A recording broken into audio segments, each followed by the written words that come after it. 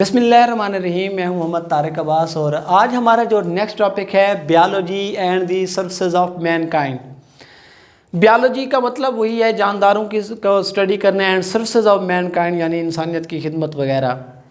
अब हमें ये पता है कि जैसे जैसे हम तरक्की कर रहे हैं, इंसान तरक्की कर रहा है और इंसान की ये ख्वाहिश है कि वो बेहतर से बेहतर चीज़ों को अपनाए, बेहतर अपॉर्चुनिटीज़ को अपनाए।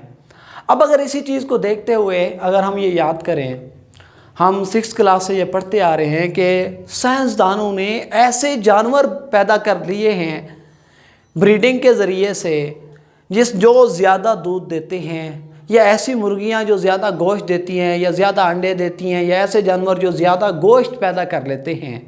मुख्तलिफ़ नस्लों के मिलाप से हमने ऐसे जानदार बनाए। इसके अलावा जहाँ हमने जानवरों के अंदर जो है ना ब्रीडिंग करवाई और मुख्तलिफ़ अपनी खसूसियात जो हमें चाहिए वैसी खसूसियात के जानदार पैदा किए, जिसकी वजह से हमने खुराक की कमी को पूरा करने की कोशिश की, ज़्यादा गोश्त पैदा करके हमने ज़्यादा दूध पैदा करने की कोशिश की। तो इस तरह से हमने न सिर्फ जानवरों के ऊपर काम किया बल्कि पौधों के ऊपर भी काम किया। पौधों के ऊपर हमने क्या काम किया, हमने ऐसे पौधे मुतारफ़ करवाए जो ज़्यादा फसल पैदा करें।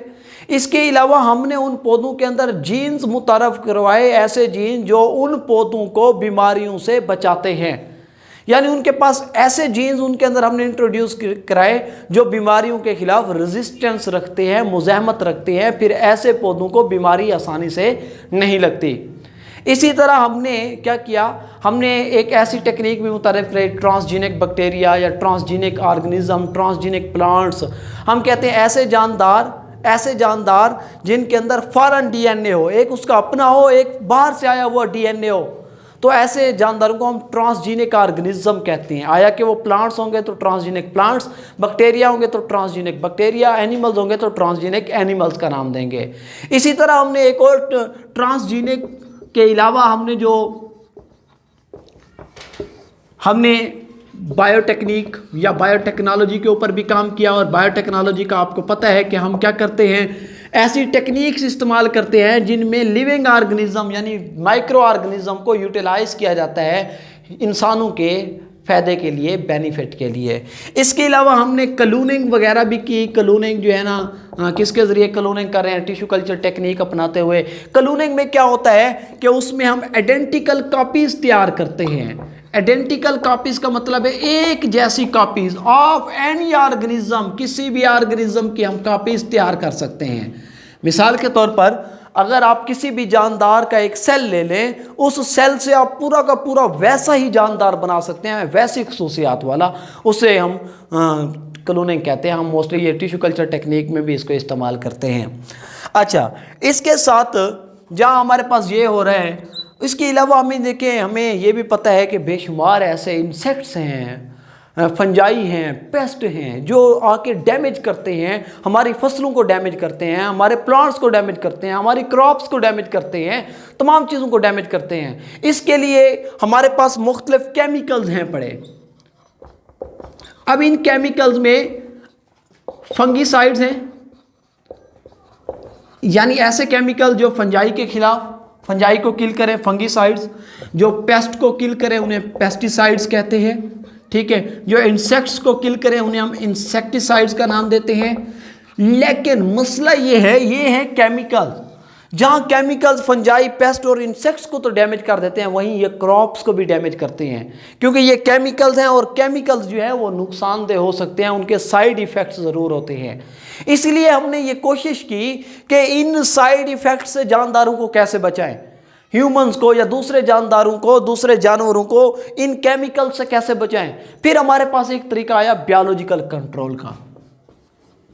बायोलॉजिकल कंट्रोल, अब देखिए बायोलॉजिकल कंट्रोल नाम ही बता रहा है कि ऐसा तरीका जिसमें हम जानवरों को इस्तेमाल करते हुए चीज़ों को कंट्रोल करें, बीमारियों को कंट्रोल करें, शिकारियों को कंट्रोल करें। किसको इस्तेमाल करते हुए, बायोलॉजिकल कंट्रोल, बायोलॉजी को इस्तेमाल करते हुए, यानी लिविंग ऑर्गेनिज्म को इस्तेमाल करते हुए।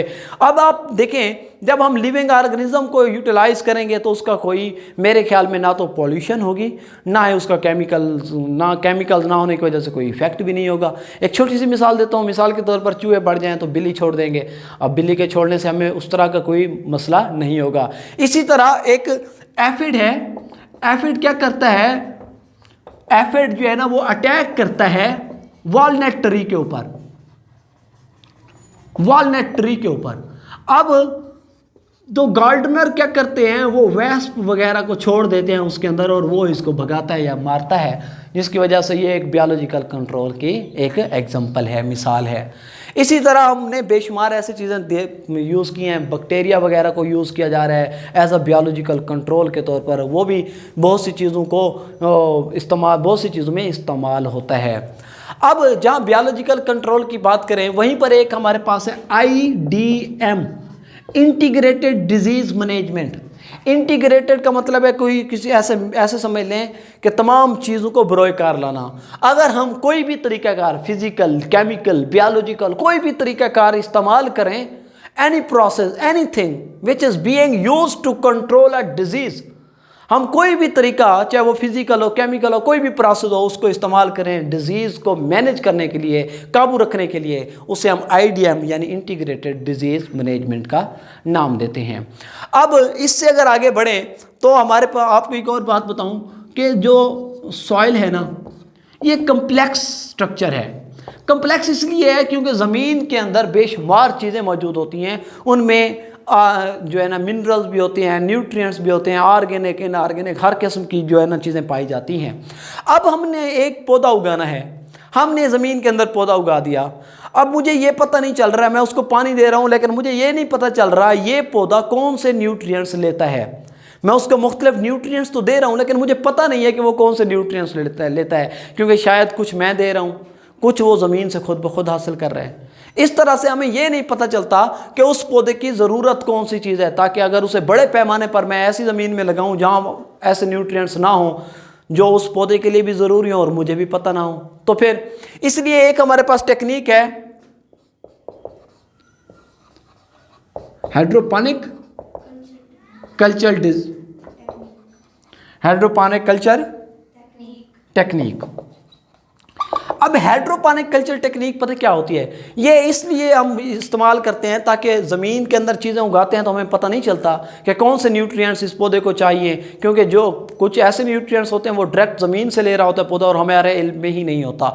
तो हाइड्रोपोनिक कल्चर टेक्निक ऐसी टेक्निक है जिसमें हम एरेटेड वाटर के अंदर, एरेटेड का मतलब है हवा जिसके अंदर शामिल हो, एरेटेड वाटर के अंदर हम चीज़ें उगाते हैं और फिर अपनी मर्ज़ी के न्यूट्रिएंट्स देते हैं। जब अपनी मर्ज़ी के न्यूट्रिएंट्स देखते हैं, देखिए मिसाल के तौर पर 10 सैंपल पड़े हैं मेरे पास, 10 सैंपल हाइड्रोपोनिक कल्चर टेक्निक के पड़े हैं, हाइड्रोपोनिक टेक्निक के।